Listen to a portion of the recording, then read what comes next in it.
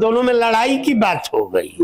लड़ाई की बात हो गई। हाँ, भाभी भी आएंगी, भतीजा भी आएगा मेरा, पूरा आरा में शोर भी मचेगा, पार्टी भी होगा। पवन सिंह और ज्योति सिंह के तलाक के मैटर ने लिया एक नया मोड़। होगा कुछ अलग तरीके से फैसला, क्योंकि कल कोर्ट में पवन सिंह और ज्योति सिंह के बीच में हो गई कहासुनी। ज्योति सिंह ने किया था पवन सिंह से 8 करोड़ रुपए, साथ में नोएडा में एक फ्लैट और पढ़ने लिखने का सारा खर्च उठाने का डिमांड। लेकिन पवन सिंह की तरफ से कहा गया कि हम 50 लाख रुपया, साथ में एक फ्लैट और पढ़ने लिखने का खर्च दे सकते हैं। उसके बाद इन सभी चीजों से बात नहीं बना। कोर्ट की अगली पेशी में फिर से ज्योति सिंह की तरफ से डिमांड किया गया 3 करोड़ रुपए, साथ में एक फ्लैट और पढ़ने लिखने का खर्च। पवन सिंह थोड़े से आगे बढ़ते हैं।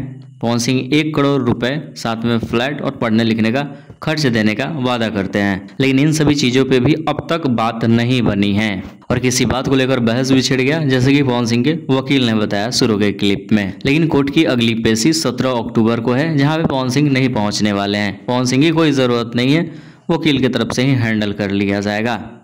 लेकिन इतना जल्दी सारा मैटर खत्म नहीं होने वाला है, होते होते नेक्स्ट ईयर पक्का हो जाने वाला है। साथ में ऋतिक सिंह ने क्या खुलासा किया सभी ने देखा। भाभी भी आएंगी, भतीजा भी आएगा मेरा, पूरा आरा में शोर भी मचेगा, पार्टी भी होगा।